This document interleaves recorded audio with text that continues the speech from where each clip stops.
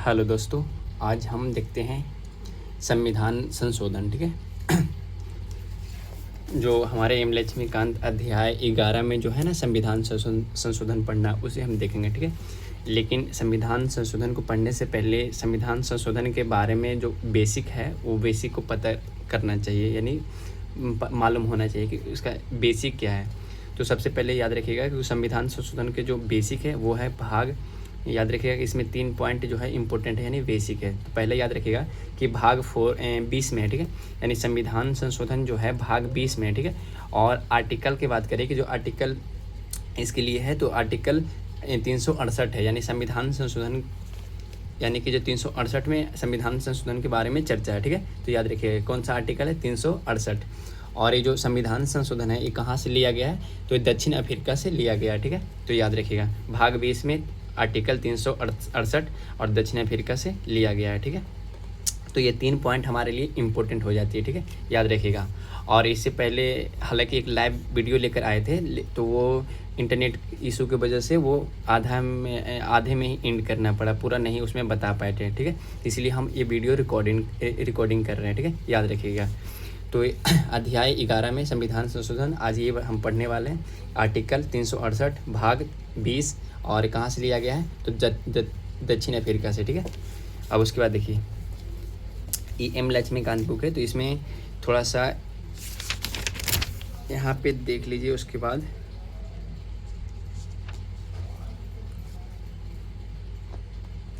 एक यहाँ पे देखिए संशोधन की प्रक्रिया, जो संशोधन की प्रक्रिया है, लेकिन उससे पहले ना हम यहाँ पे देख लेते हैं कुछ और बेसिक। ठीक है ना। तो देखिए 1 मिनट, यहाँ पे देखिए संविधान संशोधन भाग 20 में, और ये आर्टिकल 368 तो जान गए, पता होगी आपको, और साउथ अफ्रीका से लिया गया। ठीक है। तो ये संविधान संशोधन साउथ अफ्रीका से लिया गया। और संविधान संशोधन किसे कहते हैं, तो देखिए यहाँ पे कि संविधान में किया गया किसी भी प्रकार का बदलाव, यानी जो संविधान में किसी भी तरह से किसी भी प्रकार के जो बदलाव करते हैं, उन्हीं बदलाव को संविधान संशोधन कहते हैं। ठीक है। वही संविधान संशोधन कहलाता है। ठीक है। और जैसे कि कोई संविधान में कुछ जोड़ना होगा, कोई आर्टिकल, कोई भाग, कोई अनुच्छेद, या फिर उसमें से संविधान में से वहाँ से हटाना होगा, तो उसी को यही प्रक्रिया जो होती है, इन्हीं को हम संशोधन यानी कि संविधान संशोधन बोलते हैं। ठीक है, याद रखिएगा। यानी कि संविधान में किया गया किसी भी प्रकार का बदलाव, या तो जोड़ना या फिर हटाना। ठीक है। चाहे तो संविधान में जोड़ना होगा या फिर हटाना होगा, तो ये है संविधान संशोधन। ठीक है। तो याद रखिएगा कि अगर संविधान संशोधन की कोई परिभाषा पूछे तो ये बताइएगा कि संविधान संशोधन, संविधान में किया गया किसी भी प्रकार का बदलाव संविधान संशोधन कहलाता है, चाहे तो उसमें जोड़ना या फिर चाहे उसमें घटाना। ठीक है। उसके बाद देखिए, और याद रखिएगा कि संविधान संशोधन पारित कैसे होता है, बनता कैसे है, संविधान संशोधन अधिनियम। तो याद रहे कि जो बिल होती है ना, विधेयक, तो संविधान संशोधन बिल यानी कि विधेयक पारित होता है, पेश होता है। ठीक है। अगर वो बिल पेश जो किए, वो वाला बिल अगर पारित हो गया तो वही अधिनियम बन जाती है। ठीक है। तो संविधान संशोधन अधिनियम, संविधान संशोधन विधेयक जो है, उस पर अगर राष्ट्रपति हस्ताक्षर कर देंगे तो वो विधेयक संविधान संशोधन अधिनियम बन जाएगा। ठीक है। तो याद रहे कि संविधान संशोधन अधिनियम बनने के लिए संविधान संशोधन विधेयक पर राष्ट्रपति का हस्ताक्षर होना जरूरी है। ठीक है। तो याद रखिएगा। उसके बाद देखिए यहाँ पे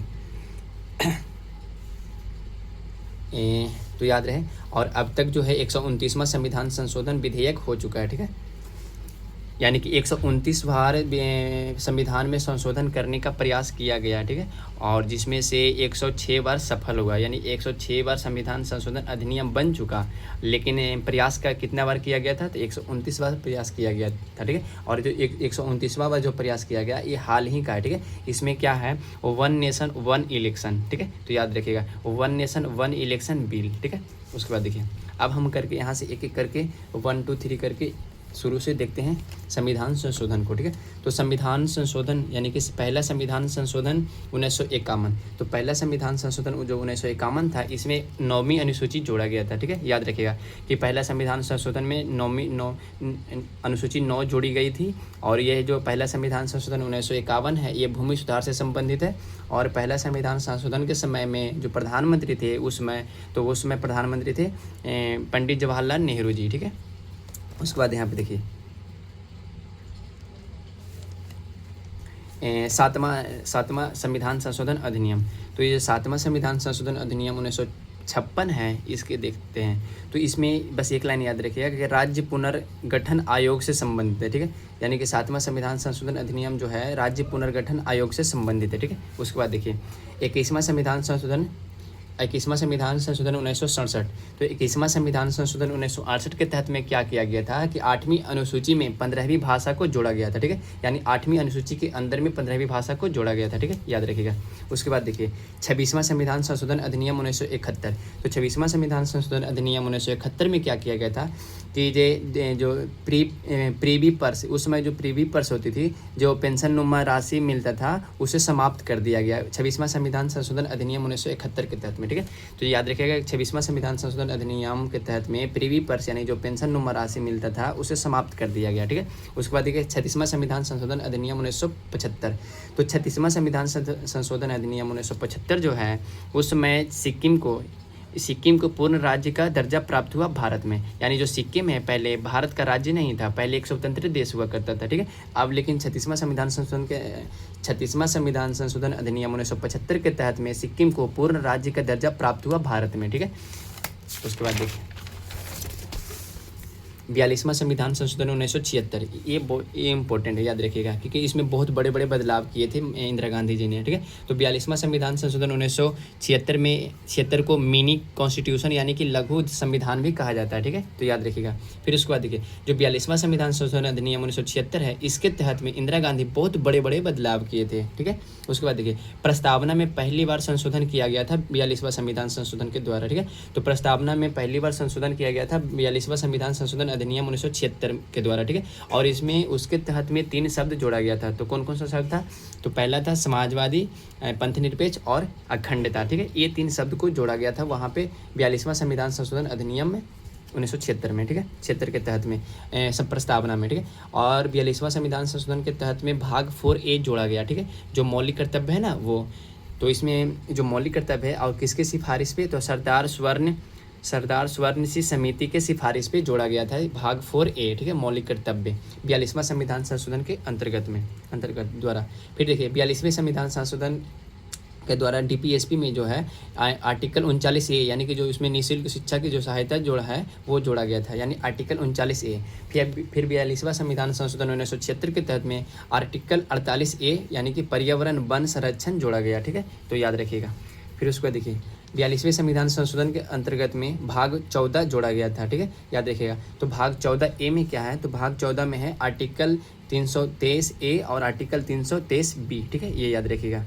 इसे शामिल किया गया, ठीक है, जिसका संबंध था न्यायाधिकरण से, ठीक है। उसके बाद देखिए यहाँ पे एक और यहाँ पे ध्यान रखिएगा कि जो इसके तहत में कुछ विषयों को यानी कि 42वां संविधान संशोधन के तहत में कुछ विषयों को राज्य सूची से निकाल के संवर्ती सूची में डाला गया था, ठीक है। तो याद रखिएगा कि 42वां संविधान संशोधन के तहत में राज्य सूची से कुछ विषय निकाल के और इसमें क्या बोलते हैं संवर्ती सूची में डाला गया था, ठीक है, संवर्ती सूची के अंदर, ठीक है, याद रखिएगा। तो कौन कौन सा विषय था? तो याद रखिएगा शिक्षा, वन, वन्यजीव, मापतौल की पद्धति, न्याय, प्रशासन, ठीक है, याद रखिएगा। फिर उसके बाद देखिए यहाँ पे 44वां संविधान संशोधन 1978। तो 44वां संविधान संशोधन 1978 के तहत में क्या हुआ था? तो ध्यान दीजिएगा, वो जो संपत्ति के अधिकार था ना आर्टिकल 31 में और article 39 clause 1 sub clause F में, तो वो वहाँ से हटा दिया गया था, ठीक है, यानी वहाँ से यानी कि मौलिक अधिकार से संपत्ति के अधिकार को हटाया गया किस संविधान संशोधन के तहत में? तो 44वां संविधान संशोधन के तहत में, ठीक है। उसके बाद देखिए यहाँ पे और यहाँ से फंडामेंटल राइट से हटा करके आर्टिकल 301A में ए के तहत कानूनी अधिकार बनाया गया, ठीक है। उसके बाद देखिए 52वां संविधान संशोधन 1985। तो 52वां संविधान संशोधन 1985 में क्या किया गया था कि इसके तहत में अनुसूची 10 जोड़ा गया था, ठीक है, यानी कि 52वां संविधान संशोधन 1985 के तहत में अनुसूची जो 10 है उसे जोड़ा गया था। और ये जो अनुसूची 10 है ये किससे संबंधित है, यानी इसमें क्यों जोड़ा गया था? तो अनुसूची 10 में याद रखिएगा दल बदल को रोकने के लिए, ठीक है, याद रखिएगा। फिर उसके बाद देखिए 52वां संविधान संशोधन में जो हुआ था 1985 में, उस समय प्रधानमंत्री कौन थे भारत के? तो याद रखिएगा कि उस समय जो प्रधानमंत्री थे राजीव गांधी थे, ठीक है, उसके बाद यहाँ पे देखिए 61वां संविधान संशोधन 1989। तो 61वां जो संविधान संशोधन 1989 हुआ था, उस समय के जो प्रधानमंत्री थे, तो उस समय के प्रधानमंत्री राजीव गांधी थे, ठीक है, तो याद रखिएगा।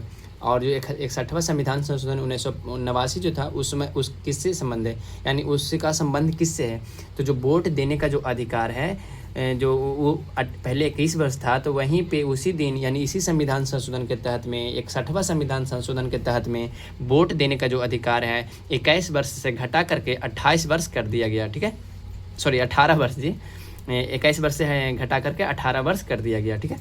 यानी कि 61वां संविधान संशोधन 1989 के तहत में वोट देने का जो अधिकार है 21 वर्ष से घटा करके 18 वर्ष कर दिया गया, ठीक है, याद रखिएगा। उसके बाद देखिए 61वां के बाद 61वां संविधान संशोधन के बाद आता है 69वां संविधान संशोधन 1991, ठीक है। तो 69वां संविधान संशोधन 1991 में क्या है, इसका संबंध याद रहे दिल्ली से, ठीक है। और आर्टिकल कौन सा है इसमें, आर्टिकल 239A, ठीक है। और दिल्ली में जैसे कि 10% मंत्री की संख्या होने वाली है, इसके यहाँ पे इसका बात है, ठीक है। लेकिन संविधान में 15% लिखा हुआ है, ठीक है। उसके बाद देखिए 70वां संविधान संशोधन 1992। तो 70वां जो संविधान संशोधन 1992 है, वहाँ पे याद रखिएगा कि राष्ट्रपति चुनाव यानी कि जो राष्ट्रपति की जो चुनाव होती है, उसमें दिल्ली और पुडुचेरी यहाँ से इलेक्टेड जो MLA हैं, यहाँ के जो इलेक्टेड यानी दिल्ली और जो पुडुचेरी है, वहाँ के जो इलेक्टेड MLA हैं वो भी शामिल होंगे, ठीक है। यह बात यहाँ लिखा गया है, यानी कि 70वां संविधान संशोधन 1992 के तहत, ठीक है। तो इस संविधान संशोधन में लिखा गया है कि जो राष्ट्रपति के चुनाव होगा, उसमें दिल्ली और पुडुचेरी यहाँ यानी ये दोनों के यहाँ के इलेक्टेड जो MLA होंगे ना, वो भी शामिल होंगे, ठीक है, यानी कि चुनाव में। उसके बाद देखिए 71वां संविधान संशोधन 1992। तो 71वां संविधान संशोधन 1992 में क्या हुआ था कि अनुसूची 8 में, जो अनुसूची 8 थी ना, तो याद रखिएगा कि 71वां संविधान संशोधन 1992 में अनुसूची 92 के तहत अनुसूची 8 में 3 नई भाषा जोड़ी गई थी, ठीक है। तो वो कौन सी 3 नई भाषा थी, तो पहला याद रखिएगा नेपाली, दूसरा मणिपुरी और तीसरा कोंकणी, ठीक है। तो ये 3 भाषा अनुसूची 8 में जोड़ी गई थी 71वां संविधान संशोधन 1992 के तहत में, ओके। उसके बाद देखिए 71वां संविधान संशोधन 1992 के तहत में यहाँ तक कुल 18 भाषा हो गया था, ठीक है, याद रखिएगा कि यहाँ यानी 71वां संविधान संशोधन के दौर में उस समय कुल 18 भाषा हो चुकी थी, ठीक है। उसके बाद देखिए 73वां संविधान संशोधन 1992। तो ये 73वां जो संविधान संशोधन 1992 है, ये 24 अप्रैल 1993 को लागू हुआ था, ठीक है, याद रखिएगा कि जो 73वां संविधान संशोधन है 1992, ये 24 अप्रैल 1993 को लागू हुआ था। इसके तहत में भारत में भाग 9 जोड़ा गया था, ठीक है। और यहाँ पे ध्यान रखिएगा कि जो आर्टिकल है, तो इसमें आर्टिकल 243 और 243 और 243 क्लॉज O को जोड़ा गया था, याद रखिएगा। यानी जो आर्टिकल 243 है और आर्टिकल 243 क्लॉज O वो जोड़ा गया था 73वां संविधान संशोधन के द्वारा, ठीक है। उसके बाद देखिए 73वें संविधान संशोधन 1992 के तहत में अनुसूची 11 को भी जोड़ा गया था, ठीक है। इसके तहत, और ये जो 11वां अनुसूची है, इसके तहत में क्या हुआ था कि इसके तहत भारत में 29 विषय जोड़ा गया था, यानी कि जो अनुसूची 11 है, इसके तहत में 29 विषय जोड़ा गया था, याद रखिएगा। यहाँ पे सब्जेक्ट की चर्चा है, नॉट लैंग्वेज, यहाँ और लैंग्वेज की बात यहाँ पे है 71वां संविधान में, 71वां संविधान संशोधन में, ठीक है। 71वां संविधान संशोधन में 3 नया भाषा जोड़ा गया था, यानी कि लैंग्वेज नेपाली, मणिपुर, कोंकणी, ठीक है। और अब तक यहाँ तक 18 भाषा हो चुका था, ठीक है। और 73वां संविधान संशोधन 1992 के तहत में भाग 9 जोड़ा गया और आर्टिकल 243 और 243 क्लॉज O, ठीक है। उसके बाद देखिए अनुसूची 11 जोड़ा गया था 73वां संविधान संशोधन के तहत में भी, ठीक है। और ये 73वां संशोधन के तहत में जो अनुसूची 11 जोड़ी गई थी, इसके तहत 29 विषय यानी कि सब्जेक्ट को जोड़ा गया था, ठीक है। उसके बाद देखिए और इसमें देखिए कि जैसे कि यहाँ पे पंचायती राज, ग्रामीण सुशासन, स्थानीय प्रशासन से संबंधित है, यानी कि जो है पंचायती राज, ग्रामीण सुशासन और स्थानीय प्रशासन से संबंधित है, ठीक है। अब देखिए यहाँ पे 74वां संविधान संशोधन 1992, इसमें अनुसूची 12 जोड़ी गई थी, ठीक है, याद रखिएगा। और इसमें भाग 9 भी, यानी इसका जो संबंध है ना अनुसूची 12 से और इसका संबंध भाग 9 से। और ये जो है नगर निकाय के लिए लाया गया, संशोधन किया गया था, ठीक है।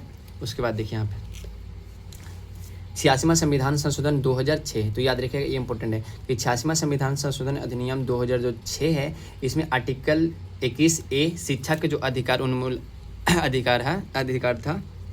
तो उसके बाद देखिए यहाँ पे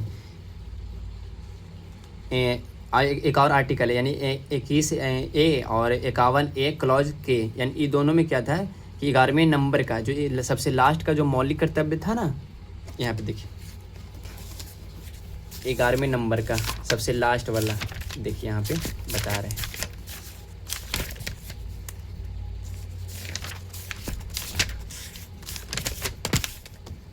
ये 11वें नंबर के बाद यहाँ पे कहा जा रहा है कि 6 से 14 वर्ष तक की उम्र के अपने बच्चों को शिक्षा के अवसर या उपलब्ध कराना, ठीक है।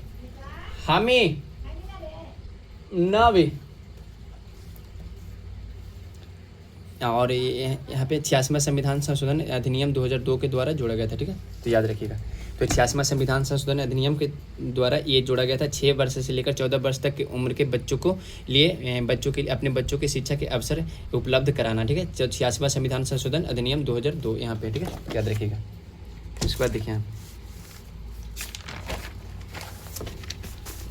यहाँ पे देखिए 89वां संविधान संशोधन अधिनियम 2003, तो 89वां संविधान संशोधन अधिनियम 2003 जो था, इसमें क्या है कि इसमें आर्टिकल 338 से आर्टिकल 338A नया आर्टिकल बनाया गया, यानी कि जो आर्टिकल 338 था ना, वो 338 आर्टिकल से 338A नया आर्टिकल बनाया गया, यानी आर्टिकल 338 जो आर्टिकल थी उसे 338A नया आर्टिकल बनाया गया, ठीक है। तो इसमें क्या चर्चा है, ये 338 जो है आर्टिकल 338, इसमें NC-SC का चर्चा है, ठीक है, और 338 जो A है उसमें NC-ST का है, यानी कि इसका गठन है ये दोनों का, ठीक है। उसके बाद देखिए यहाँ पे 91वें संविधान संशोधन 2003, यानी 91वें संविधान संशोधन जो 2003 है उसमें क्या हुआ था वो देखिए। तो मंत्रिपरिषद का आकार क्या होने वाला है यह तय किया गया था, यानी जो 91वें संविधान संशोधन है इसमें मंत्रिपरिषद का जो आकार है यह क्या होने वाला है यह तय किया गया था, ठीक है। उसके बाद यहाँ पे देखिए और कहा गया कि लोकसभा 15 सीट होगा, यानी लोकसभा का 15 सीट होगा, यानी आकार, ठीक है। उसके बाद राज्य में क्या कहा गया कि विधानसभा का 15% आकार होगा, यहाँ भी 15, यानी लोकसभा में भी 15 और यहाँ पे भी 15% यानी प्रतिशत सीट को आकार होगा। उसके बाद यहाँ पे देखिए 92वें संविधान संशोधन 2003, 92वें संविधान संशोधन जो 2003 हुआ था उसके अंतर्गत देखिए क्या हुआ था। 92वें संविधान संशोधन अधिनियम 2003 के तहत में अनुसूची 8 में 4 नया भाषा जोड़ा गया था, याद रखिएगा यहाँ पे भी 4 नया भाषा, लैंग्वेज की बात है, ठीक है, नॉट सब्जेक्ट, ओके। तो 92वें संविधान संशोधन 2003 के तहत 8वीं अनुसूची 8, हाँ 8वीं अनुसूची में 4 नया भाषा जोड़ा गया था, ठीक है। तो कौन कौन था वो 4 भाषा, तो बोडो, डोंगरी, मैथिली, संथाली, ठीक है, संथाली। अब इसमें यानी कि अब टोटल कुल भाषा इसमें 22 भाषा हो चुका था, याद रखिएगा संविधान के 8वीं अनुसूची में। उसके बाद देखिए 97वें संविधान संशोधन 2011, तो 97वें संविधान संशोधन जो 2011 है उसके तहत में देखिए क्या क्या बदलाव किया गया था। तो 97वें संविधान संशोधन 2011 के तहत में इसके तहत संविधान में भाग 9B जोड़ा गया, ठीक है, यानी जो संविधान में जो भाग 9B है वो जोड़ा गया था 97वें संविधान संशोधन अधिनियम 2011 के तहत में, ठीक है। उसके बाद देखिए और यह सहकारी समिति से संबंधित, यानी कि जो ये जो है सहकारी जो समिति है उससे संबंधित है, ठीक है। उसके बाद देखिए 97वें संविधान संशोधन 2011 के तहत में आर्टिकल 43B नया आर्टिकल लाया गया, यानी कि नया आर्टिकल आया या फिर जोड़ा गया, ठीक है, याद रखिएगा। फिर उसके बाद देखिए 20 नंबर में 99वें संविधान संशोधन 2014, ठीक है। तो 99वें संविधान संशोधन जो 2014 है उसके तहत में क्या क्या किया गया था वो देखिए। इसके तहत में एक नया आयोग आया, ठीक है, यानी कि एक नया आयोग बना था, ठीक है। तो वो कौन सा आयोग था, तो ये था राष्ट्रीय न्यायिक नियुक्ति आयोग, याद रखिएगा, राष्ट्रीय न्यायिक नियुक्ति आयोग, ठीक है। और इसका निर्माण जो जानते हैं सेंट्रल सरकार किए थे, यानी ठीक है केंद्र सरकार। फिर उसके बाद देखिए जो 99 संविधान संशोधन 2014 है, इसमें सुप्रीम कोर्ट ने अपने इसे खारिज कर दिए थे, यानी असंवैधानिक करार करके समाप्त कर दिया गया था, ठीक है, 97 संविधान संशोधन को, ठीक है। तो याद रखिएगा इसमें नया आयोग बना ये, और ये जो याद रहे ये जो पहले ऐसा संशोधन है जिसे खारिज किए सुप्रीम कोर्ट ने, ठीक है। यहाँ पे देखिए पहला लिख दिए कि पहले ऐसे संविधान संशोधन है जिसे सुप्रीम कोर्ट ने खारिज कर दिया असंवैधानिक करार करके, ठीक है। उसके बाद देखिए यहाँ पे 100वां संविधान संशोधन अधिनियम 2015। तो 100वां संविधान संशोधन अधिनियम जो 2015 है उसके तहत में 3 बीघा जमीन 3 बीघा जो गलियारा है बांग्लादेश को दिया गया, ठीक है। तो यहाँ पे बीघा के बात है, लेकिन हम वहाँ पे बताए थे क्या कि 111 गलियारा भारत बांग्लादेश को दिया और बांग्लादेश ने 51 गलियारा भारत को दिया, ठीक है। तो वहाँ पे समझौता हुआ था भारत और बांग्लादेश के बीच में, ठीक है। तो याद रखिएगा कि 100वां जो संविधान संशोधन है उसके तहत में भारत और बांग्लादेश के बीच समझौता हुआ था और उसमें भारत 111 गलियारा बांग्लादेश को दिया था और बांग्लादेश ने 51 गलियारा हम लोग को दिए, यानी कि भारत को दिए थे, ठीक है। तो वहाँ पे समझौता हुआ था दोनों के बीच में। अब यहाँ पे देखिए 101वां संविधान संशोधन अधिनियम 2015, यानी कि 101वां जो संविधान संशोधन अधिनियम जो 2015 है इसका संबंध GST से है, ठीक है। और ये GST है ये कब लागू हुआ था, तो 1 जुलाई 2017 को लागू हुआ था, ठीक है, याद रखिएगा। फिर उसके बाद यहाँ पे देखिए कि जो 103वां संविधान संशोधन अधिनियम जो 2015 है उसके तहत में क्या हुआ था ये देखिए। तो ये जो 103वां संविधान संशोधन अधिनियम जो 2015 है इस समय आर्टिकल 15 क्लॉज 6 और 16 क्लॉज 6, यानी कि आर्टिकल 15 क्लॉज 6 और 16 क्लॉज 6 ये दोनों को जोड़ा गया था 103वां संविधान संशोधन अधिनियम में, ठीक है, 2015 को। और याद रखिएगा ये आर्थिक रूप से कम, यानी कि जो EWS है ना उनके 10% आरक्षण दिया गया था, याद रखिएगा कि EWS को 10% आरक्षण दिया गया था इसके संविधान संशोधन अधिनियम के तहत में, यानी 103वां संविधान संशोधन अधिनियम 2015। फिर यहाँ पे देखिए 104वां संविधान संशोधन अधिनियम 2019, 104 जो है 104वां संविधान संशोधन अधिनियम जो है 2019 को आया था, ठीक है। और ये जो सुप्रीम कोर्ट इसमें जो 104वां संविधान संशोधन अधिनियम जो है 2019 वाला, इसमें SC और ST के लिए यानी अनुसूचित जाति और अनुसूचित जनजाति के सीटों का आरक्षण 10 वर्षों के लिए आगे कर दिया गया और लोकसभा और विधानसभा में, ठीक है, याद रखिएगा कि लोकसभा और विधानसभा में 10 वर्षों के लिए SC ST के सीटों के SC ST के आरक्षण के लिए आगे कर दिया गया था, ठीक है, आरक्षण 10 वर्षों के लिए आगे कर दिया गया था। फिर उसके बाद देखिए 104वें संविधान संशोधन में भी और क्या हुआ था कि एंग्लो इंडियन का आरक्षण सम कर दिया गया, ठीक है। यहाँ पे देखिए लोकसभा में 2 और विधानसभा में 1 सीट थी, ठीक है, याद रखिएगा। फिर उसके बाद देखिए 105वां संविधान संशोधन अधिनियम 2021। तो 105वां जो संविधान संशोधन अधिनियम है तो ये 2021 में आया था, ठीक है, तो याद रखिएगा। लेकिन ये 2021 वाला जो 105वां संविधान संशोधन अधिनियम है इसे पढ़ने से पहले समझने से पहले 102वां संविधान संशोधन को समझते हैं। तो 102वां संविधान जो संशोधन है अधिनियम है उसमें एक आर्टिकल आया था, आर्टिकल 338B, ठीक है, याद रखिएगा, आर्टिकल 338B। इसके तहत में एक आयोग बना था। तो कौन सा आयोग था, तो राष्ट्रीय पिछड़ा वर्ग आयोग, राष्ट्रीय पिछड़ा वर्ग आयोग, ठीक है, यानी कि NCBC यानी कि नेशनल कमीशन बैकवर्ड क्लास, ठीक है, तो याद रखिएगा।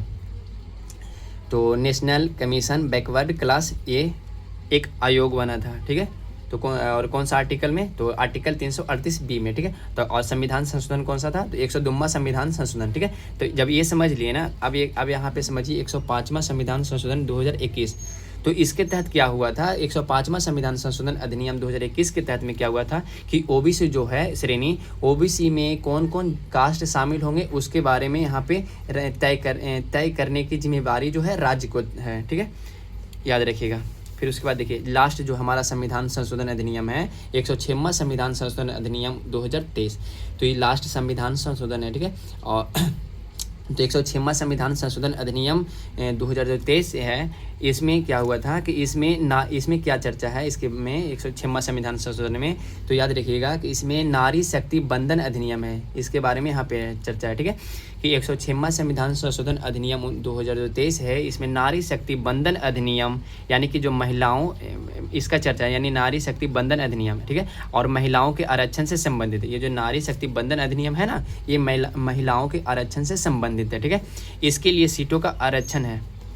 उसके बाद ये लागू हो गया है, यानी कि जो लागू है, यानी जो ये छठा है नारी शक्ति बंधन अधिनियम, ये लागू हो चुका है, ठीक है, लागू हो गया है, याद रखिएगा, ठीक है। उसके बाद देखिए एक यहाँ पे बताए थे वो जो संविधान संशोधन विधेयक जो है, विधेयक यानी कि बिल, तो संविधान संशोधन अधिनियम संविधान संशोधन जो विधेयक है 129वां, तो अब तक एक हमारे संविधान में 129 बार संविधान संशोधन विधेयक हुआ, यानी कि संविधान संशोधन के लिए 129 बार प्रयास किया गया है, ठीक है। लेकिन उनमें से सफल कितना हुआ, तो 106, यानी जो सफल हो जाता है ना वही अधिनियम बन जाती है, ठीक है। तो याद रखिएगा कि जो संविधान संशोधन विधेयक यानी जो बिल सफल हो जाती है, पारित हो जाता है, उस पर राष्ट्रपति के हस्ताक्षर हो जाती है, तो वही यहाँ पे आकर के आगे चल करके वो बन जाती है अधिनियम। तो अब तक ऐसे ऐसे कर करके 106वां संविधान संशोधन अधिनियम 2023 बन चुका है, ठीक है, यानी कि 106 बन चुका है, 106 बार हो चुका है, यानी कि 129 बार प्रयास किया गया है हमारे संविधान के संशोधन के लिए, लेकिन उनमें से 106 बार सफल हुआ है, ठीक है, याद रखिएगा। 129 बार प्रयास किया गया, 106 बार सफल हुआ, ठीक है। तो 129वां संविधान संशोधन विधेयक जो है, इसमें क्या है, तो वन नेशन वन इलेक्शन, ठीक है, bill, one nation one election bill यानी कि विधेयक, एक राष्ट्र और एक चुनाव, ठीक है। तो यहाँ तक हम लोग देख लिए लेटेस्ट जो यूपीएससी और स्टेट पीसीएस या फिर अदर एग्जाम के लिए जो हमारे लिए इम्पोर्टेंट है ना, वो सभी यहाँ पे देख लिए संशोधन, ठीक है, संविधान संशोधन अधिनियम, ठीक है। तो याद रखिएगा। फिर उसके बाद यहाँ पे ध्यान दीजिए, कुछ यहाँ पे बताते हैं कि संविधान संशोधन जो विधेयक है, अधिनियम है, इसे संशोधन मतलब कैसे होता है उसके बारे में देखिए। तो संशोधन कैसे होता है, तो भारत के संविधान में 3 प्रकार से संशोधन होता है, ठीक है, याद रखिएगा। परिभाषा तो बताएं दिए संशोधन के कि संविधान संशोधन क्या है, तो संविधान में किया गया किसी भी प्रकार का बदलाव, चाहे संविधान में कुछ जोड़ना हो या फिर समाप्त करना हो, ठीक है, संविधान में कुछ भी बदलाव या परिवर्तन करना हो, हर प्रकार का वह बदलाव संविधान संशोधन कहलाएगा, यानी संशोधन कहलाएगा, ठीक है। फिर यहाँ पे देखिए संविधान संशोधन कैसे होगा, भारत के संविधान में 3 प्रकार से संशोधन होता है, याद रखिएगा। कि संशोधन कैसे होता है उसके बारे में यहाँ पे हम बता रहे हैं कि कैसे होता है। तो भारत में 3 प्रकार से संशोधन किया जाता है संविधान में, ठीक है। तो पहला है कि कुछ प्रावधानों में संशोधन संसद के साधारण बहुमत से, याद रखिएगा, संसद के साधारण बहुमत से होता है, ठीक है। उसके बाद देखिए दूसरा है कि अधिकांश प्रावधानों में संशोधन जो है विशेष बहुमत से होती है, ठीक है। तो साधारण बहुमत से और विशेष बहुमत से 2 प्रकार से, याद रखिएगा, संसद में के विशेष बहुमत, यानी साधारण बहुमत एक तो पता चला कि साधारण बहुमत से होती है और दूसरा विशेष बहुमत से, ठीक है। उसके बाद देखिए कुछ प्रावधानों में संशोधन के लिए संसद और प्लस में राज्य, तो संसद और राज्य के विशेष बहुमत के साथ साथ न्यूनतम यानी कि आधे राज्यों का समर्थन जरूरी होती है, ठीक है। जैसे कि राज्य जो है साधारण बहुमत से पारित करते हैं, याद रखिएगा। जैसे मैं यहाँ पे एग्जाम्पल कि राष्ट्रपति के निर्वाचन की प्रक्रिया, सुप्रीम कोर्ट के शक्तियों को कमी करना, केंद्रीय राज्य संबंधों से संबंधित प्रावधान, आर्टिकल 368 में बदलाव करना, ठीक है। उसके बाद यहाँ पे देखिए ये है कि संविधान में भारत के संविधान संशोधन प्रक्रिया की विशेषता, यानी जो भारत के संविधान संशोधन की जो प्रक्रिया है उसकी क्या क्या विशेषता है, तो उसके बारे में देखिए। तो भारत के संविधान में जो संशोधन है, संशोधन की प्रक्रिया कठोरता और लचीलेपन है, ठीक है, याद रखिएगा। यानी कि कठोरता और लचीलेपन यानी कि दोनों का मिश्रण है, ठीक है, याद रखिएगा। इसके बारे में अगर कहीं पे क्वेश्चन पूछेगा ना तो इसे हल भी करना होगा। फिर दूसरा पॉइंट देखिए, संविधान संशोधन की प्रक्रिया में केंद्र की स्थिति प्रांत की तुलना में मजबूत होती है, यानी कि जो प्रांत की जो स्थिति है उसके तुलना में केंद्र की स्थिति मजबूत होती है, ठीक है, याद रखिएगा। फिर उसके बाद देखिए तीसरा पॉइंट कि जो संसद है, संसद मूल ढांचे को छोड़कर संविधान के प्रत्येक हिस्से को संशोधन कर सकते हैं। तो याद रखिएगा कि जो संसद है मूल ढांचे को छोड़कर कहीं भी कोई भी हिस्सा को मनमाने तरीके से पूरा मनमाना संशोधन कर सकती है, लेकिन मूल ढांचा को छोड़कर, क्योंकि मूल ढांचा को कुछ हानि नहीं होनी चाहिए, ठीक है। उसके बाद 4 नंबर देखिए, कहा गया है कि भारत में स्विट्जरलैंड के तरह संविधान संशोधन के संदर्भ में जनमत संग्रह का प्रावधान नहीं है। यानी कि जो भारत है वहाँ पे, यानी भारत में और जो स्विट्जरलैंड है ना, तो स्विट्जरलैंड की तरह जो संविधान संशोधन के जो संदर्भ में जनमत संग्रह है वहाँ पे स्विट्जरलैंड में, वैसा प्रावधान यहाँ पे भारत में नहीं है। ठीक है, वही बात यहाँ पे कहा जा रहा है। जनमत संग्रह का मतलब जनता में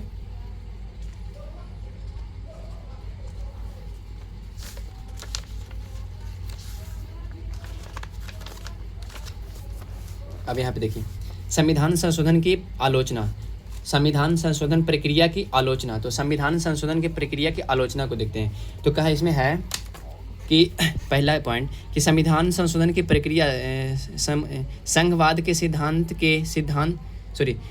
संविधान संशोधन की प्रक्रिया संघवाद के सिद्धांत के विरुद्ध है, क्योंकि इसमें प्रांत की तुलना में केंद्र की महत्वपूर्ण स्थिति प्राप्त है। ठीक है, तो याद रखिएगा कि जो संविधान संशोधन की जो प्रक्रिया है संघवाद के सिद्धांत के विरुद्ध है, क्योंकि इसमें प्रांत की तुलना में केंद्र को महत्वपूर्ण स्थिति प्राप्त है। ठीक है, उसके बाद देखिए दूसरा पॉइंट, संविधान संशोधन विधेयक पर यदि संसद के दोनों सदनों में गतिरोध उत्पन्न हो जाए, यानी कि जो संविधान संशोधन का जो विधेयक होगा उस विधेयक में संविधान के दोनों सदनों में अगर गतिरोध उत्पन्न हो जाए तो गतिरोध के समाधान का कोई तरीका मौजूद या नहीं होगा, यानी कि कोई उसमें समाधान नहीं किया जाएगा, उसका कोई इलाज नहीं, यानी कोई समाधान नहीं है। ठीक है, और विधेयक उस स्थिति में जो विधेयक है वो रद्द हो जाएगा। ठीक है।